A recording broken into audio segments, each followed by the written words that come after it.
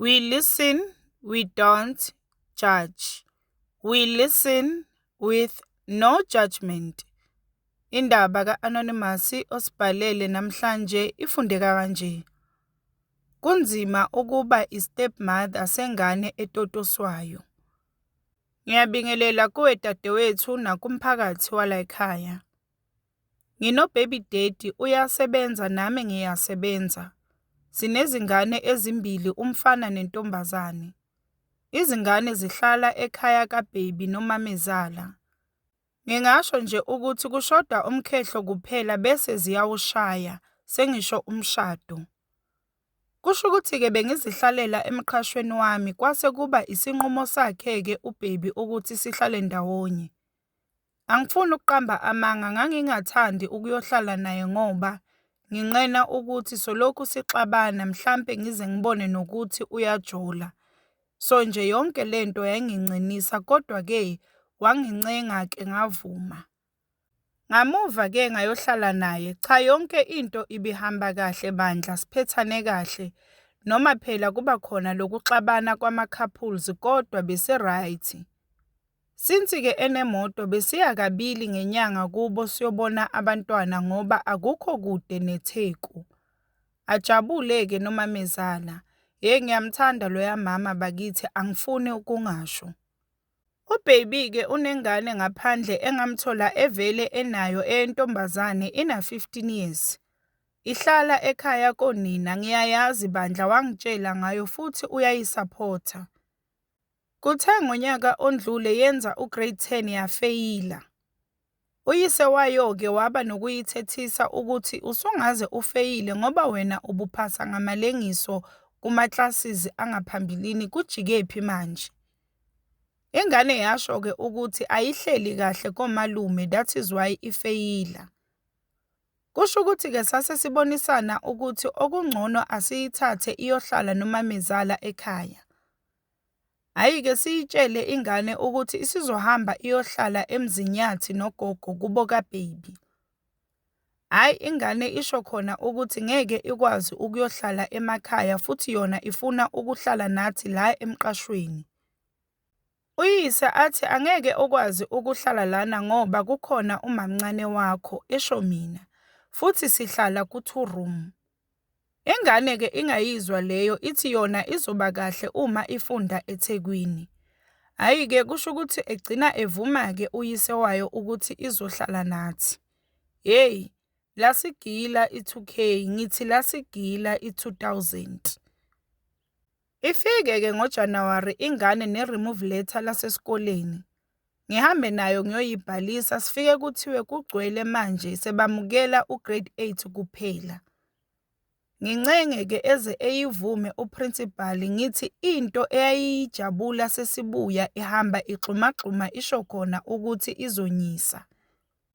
Ijabule ingane iziphaphele yona-ke bandla, isho khona ukuthi ngizonyisa ogeli lawe mamncane. Ngithi mina wena uzele ukuzofunda lana nothi ukunyisa ezinye izingane. Uyabona ubaba wakho uphoxekile ufeyilile so kuzomele wenze kahle uphase. Hhayi-ke ivume ukuthi izozimisela. Zivulwe-ke izikole, sasithengile ne-uniform kwaJam, iyamlingana iyamfanela, kume kahle-ke imambana. Kwaze kwathi kufuna ukunquma iskate uyise wanqaba. Ibilala edining-ke kusofa, idining siphekela kulo bese kuzoba ikamelo lethu. Lufike usuku lokuvulwa kwezikole eyihambise uyise ngemoto. Sayisikela-ke ukhiye wayo ngoba izobuya kuqala kunathi esikoleni. Ifunde-ke ingane ibibuya kuqala esikoleni, ngifike isiklinile yawasha izitsha namabhodwe. Bengifika nje sengipheka mina. Uphele uJanuwari konke ku-right, waqala uFebruwari. Ingane iqale ibuye sesibuyile emsebenzini. Isho khona ukuthi isingena ama-afternoon classes. Ithi ngoba yona yenza i-physics nje akudlalwa kuyafundwa kwaScience. Kwesinye isikhathi ibuye ngo-7 sesibuka izindaba zika-7. Lapho uyise akasho lutho, yena nje kuyamjabulisa ukuthi ingane yakhe iyazikhandla ngesikole. Mina lento ayingiphathi kahle neze. Yenzeke-ke lento kuthe sekuyiviki lesibili yenzeka, kwakulesihlanu ngibuya emsebenzini ngoba ngiphuma early ngabo lesihlanu. Ngibone izingane emgaqweni zala kufunda khona umntwana. Ebese ngizibuza ukuthi zifunda bani. Luckily ngithole efunda ugrade 10 eyenza yona isayensi yomntanami. Ngibuze-ke ukuthi naye niphume esikhathini, ithi nje ingane kuphunywa ngo2:30 zonke izinsuku. Isho-ke ukuthi umatric kuphela osala esikoleni. Hhayi-ke ngibonge ngihambe. Yazi ngaba buhlungu and ngabona ukuthi ngizothi mangitshela uyise engakholwa ngoba kumjabulisa nje ukufunda kwengane kuze kube ubusuku. Ngisho nje ukuthi nomakhelwane bazothi ngixabanisa ingane noyise ngoba kungasiyo eyami. Kodwa yayingangiphathi kahle lento yalengane. Hey bafazi, izingane zenu ziyehlula, nezami-ke kodwa zisazohlula ngoba ngizele. Iqhubeke-ke lento, ingane ibuye ebusuku nsuku zonke. Ngigcina sengibuza ukuthi engane omata bakho bathi niphuma ngesikhathi sesikole zonke izinsuku, kanti wena usuke uhleliphi? Nakhona ngibuza kahle. Hey wangithatha uFakhini, wathi nje lalela-ke uzophuma ezindabeni zami ngoba lana sihlala emqashweni kababa, futhi ubaba orentayo, so umuntu akanake utwayi lakhe. Hawe malo, ngezwa ngijuluka. Lapho lengane sometimes inikwa yimi umkhero, kodwa ingiphendulisa okwesidwedwe. Ngithi mina kodwa sisi usungaze ukhulume nami kanjena ngibe ngiwuma wakho. Ivele nje ithi unina usempangeni. Nginyanye uyezwani, ngihluleke nokuzibamba ngithathe uphini lophuthu khona la ezitsheni ngiyibhaxe. Lapho uyise akekho usaphumile isande ntambama njalo. Ngiyibhaxe ikhale, ngithi ngikubuza kahle wena uyangidilika. Umthetho wakho into ekuxoshe emakhaya yikho ukungahloniphi lokhu. Yingakho uze wafeyila ilobusuku bakho ngoba wena ufunda abafana esikoleni. Ize iphume-ke ibaleke.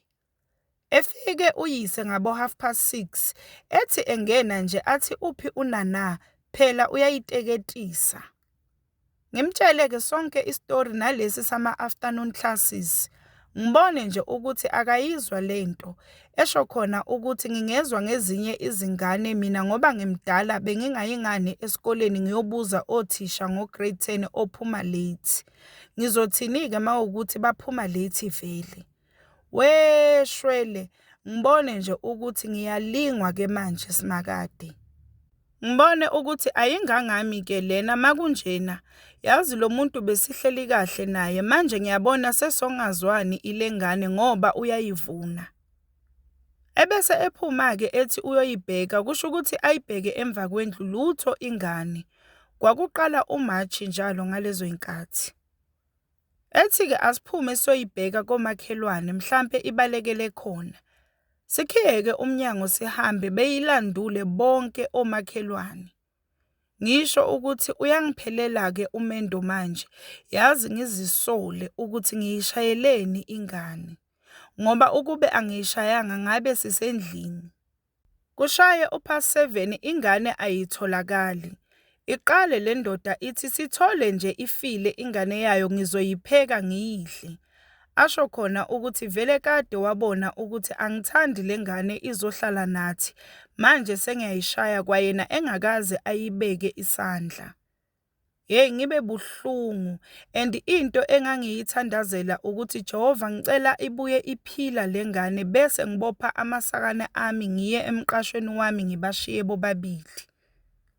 Sibuyele emumva siyolala lapho ubuthongo nje abufiki isidalo ngenxa yamazwi bewashiwo yile ndoda. Silale lobo buthongo-ke obungatheni. Kusasa umsombuluko njalo kumele siye emsebenzini, ingane kumele iye esikoleni. Ngivuke-ke ngo5 ngibeke amanzi. Ngithe nje ngisahlezi ngizwe ngenokhi emnyango. Ngishaye umthandazo omncane ngithi Jehova ngicela kube ile ngane enokhayo. Ngibuze-ke ukuthi ubani, iphendule ithi yimi usibanibani. Kwabe ngathi ngiyaphupha. Ngavula-ke umnyango iyona ngempela. Ngithi unjani sisi? Ivele izithulele nje. Kusho ukuthi ezwe-ke uyise ukuthi khona engikhuluma naye, avuke. Uma efika-ke umafungwase wakhe, ajabule amuhage.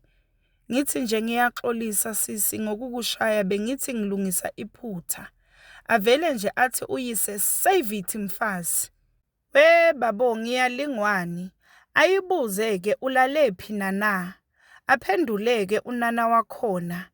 Ithi-ke baba, ngilale epayipini. Kuthi akukafe uyise. Isho-ke indoda ukuthi nje save it mfazi mangithi ngiyaxolisa enganeni. We izishiphi ezimbili. Ngivele ngigeze-ke ngiziyele esipani ngibashiye bobabili. Usually sihlezi sambisana nomyeni wami masiya esipani, kodwa that day ngagibela amatekisi ngoba ngezwa ngenyanya. Ngifike-ke emsebenzini ngiyaqhaqhazela nje akusebenzeki. Ebone no-supervisor ukuthi angikho right. Engibuze-ke ngiqambe amanga ngithi ngiphethwe ama-tonsils. Ebese ethi kungcono angiye kudokotela ngibuye sengi-right, uyawazi ama-tonsils ukuthi abuhlungu kangakanani. Ngigoduke-ke ngathi nje mangifika esitobhini ngahlala kwi-bus shelter ngafonela umamezala ngamtshela ukusuka nokuhlala kodaba. Wangizwela bakithi washo ukuthi akayithandanga kwasekuqaleni le ndaba yalengane ezikhethela yona indawo ezohlala kuyo. Wathi nje angiphephise uzosibiza emakhaya ezolungisa lento, akafuni siqathwe ingane.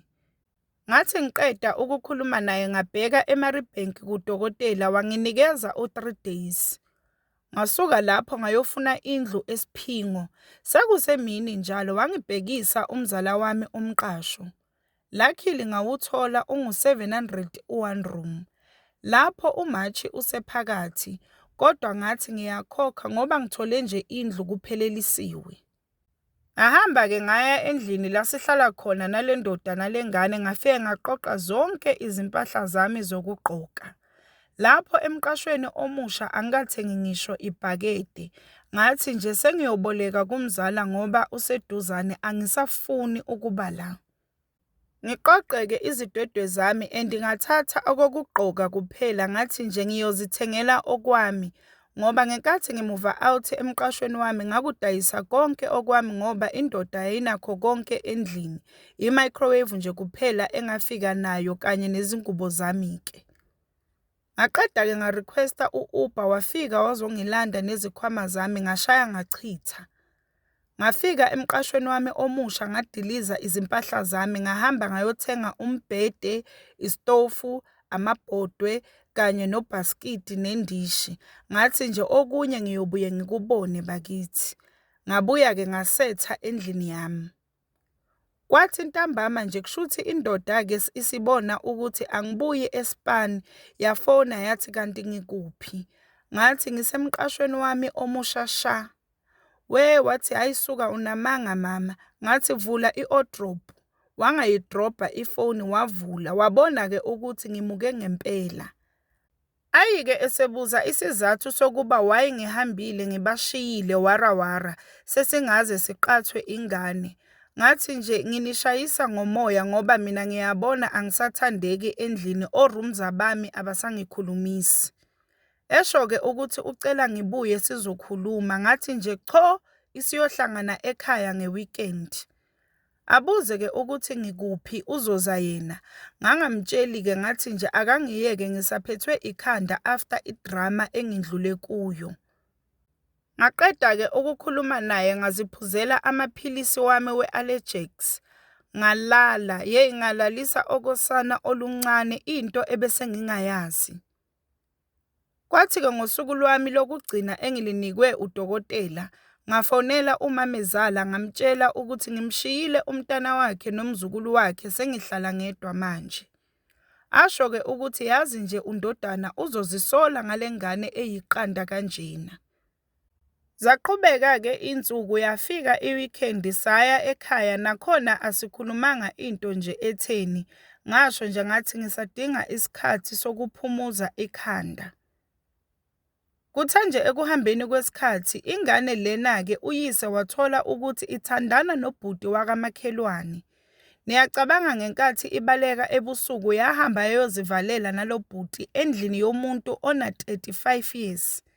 Nami-ke lokhu ngakuthola ngayo indoda isingifonela ixolisa ithi nje akazi le ngane noma yamfaka umathithibala yini ngoba nje ubengasoli lutho. Ngamtshela ukuthi engani mina ngangingumuntu omubi ziyakhala-ke manje. Waxolisa washo khona ukuthi lixoshwa libhekile. Hhayi-ke kusho ukuthi-ke agcine ayixoshile le ngane asho khona ukuthi ilento ekususe emakhaya usuqomile wena. Wathi nje ayiphindele khona empangeni angeke iye nasemzinyathi ngoba izohlupha umamezala. Yahamba-ke ingane, yeyi imeseji eyangibhalela yona shwele. Ayingithukanga yangibeka umaka esiphongweni ingane. Ngathi nje eyi fokofu anginandaba. Indoda-ke yangincenga-ke ithi angibuye ngathi nje cho ngizoqhubeka nje ngizihlalele emqashweni wami ngoba angazi ukuthi yini elandelayo.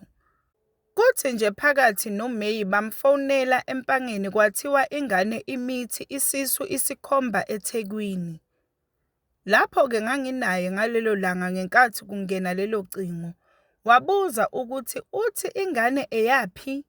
Kwathiwa ithi ingane ekasibanibani isho lo bhuti ka-35 years. Lapho wanede wezwa nje lezo zindaba lowo bhuti wahamba kubo. I2K alisamtholi ngasho ngathi uGod uyangiphendulela. Sesiright shembandla nale ndoda kodwa ngisazihlalela ngedwa. Manje uthi ufuna ukuthenga umuzi sihlukane namarent. Ngithi nje uphinde ulandele ngane yakho masitetile izohlala nathi. Ngathi nje never. Mphakathi engikushoyo nje ukuthi ziluhlaza izingane mase zingene estejini shem. Wena ungamxolela kanjani umuntu owakuthuka wakubiza nangaphansi kwey'dwaba zikanina? Yeyi, yangithuka nansi ingane. Imeseji yakhona ngisasenayo kuze kube imanje. We listen, we don't judge. We listen with no judgment. Sacela usitshele ukuthi ucabangani ngendaba ka-Anonymous osibhalele namhlanje lapha ku-comment section. Sacela ungakhohlwa ukulike, ushare, usubscribe. Ungakhohlwa ukuthi ukusubscribe it's for free, awubhadali lutho, it's for free.